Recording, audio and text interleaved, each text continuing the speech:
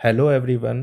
आज की इस वीडियो में कक्षा 5 के हिंदी के पीरियोडिक असेसमेंट को सॉल्व करेंगे। तो आपके इस असेसमेंट में पहला क्वेश्चन है, निम्नलिखित पद्यांश को ध्यानपूर्वक पढ़कर प्रश्नों के उत्तर दीजिए। हाँ, वो ही जो उस झरने के पास रहता है, वहाँ अपन दिन के वक्त गए थे ना एक रोज। बाघ उधर ही तो रहता है बाबा, उसके 2 बच्चे हैं।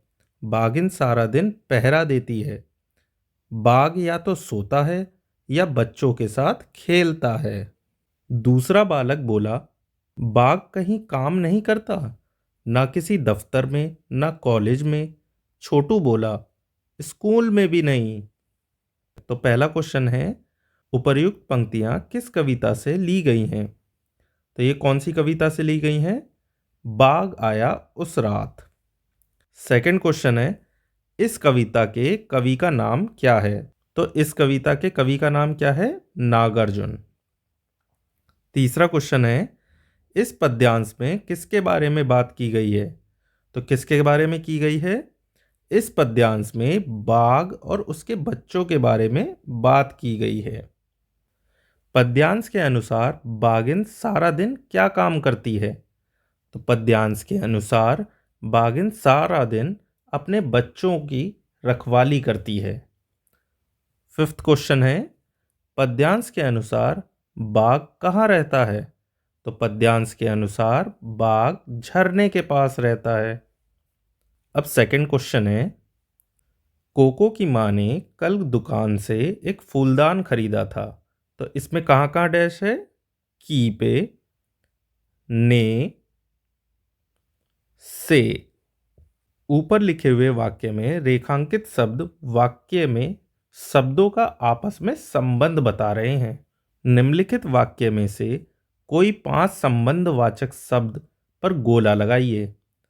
पहला है, प्रधानमंत्री जी ने देश को लाल किले से संबोधित किया। तो इसमें संबंधवाचक शब्द कौन से हैं?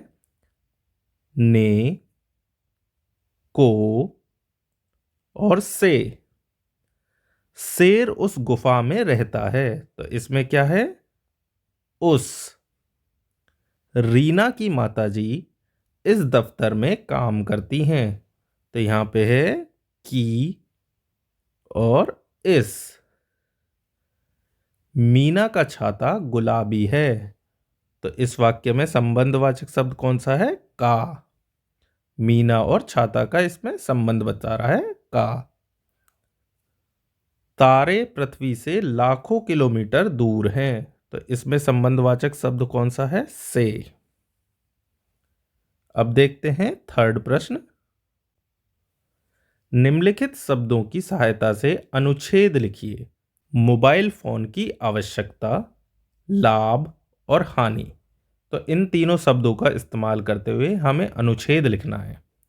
तो हम किस तरह से लिख सकते हैं? विज्ञान का एक और वरदान मोबाइल फोन आज हर व्यक्ति के जीवन का आवश्यक अंग बनता जा रहा है। हमने कभी कल्पना भी नहीं की थी कि हम टेलीफोन को हाथ में लेकर भी घूम सकेंगे। आज यह सुविधा हमें आश्चर्यचकित करती है। दुनिया के किसी कोने में खड़े रहकर हम किसी से भी बात कर सकते हैं। केवल बात करने की सुविधा ही नहीं, इस फोन से अन्य ढेरों सुविधाएं प्राप्त होती हैं। घड़ी, कैलेंडर, अलार्म, तरह तरह के गेम, समाचार, चुटकुले, सभी तरह के संदेश सहज रूप से आप तक पहुंच सकते हैं। आज आप अपने सभी बिलों का भुगतान इससे पल भर में कर सकते हैं। जहां इस सुविधा से लोगों को अपार फायदा होता है, वहीं लोग इसका दुरुपयोग भी करते हैं। मोबाइल फोन पर कार चलाते समय बात करने वाले लोग स्वयं अपनी जान को तो जोखिम में डालते हैं, साथ ही दूसरों के लिए भी खतरा बन जाते हैं।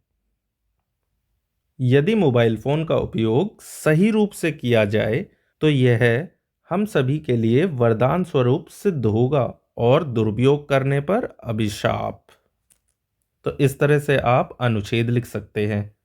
अब नेक्स्ट क्वेश्चन है, बिशन की दिलेरी, बाघ आया उस रात और एशियाई शेर के लिए मीठी गोलियां, इन सभी पाठों में आने वाले वन्य जीवों के संरक्षण के बारे में पढ़ा है।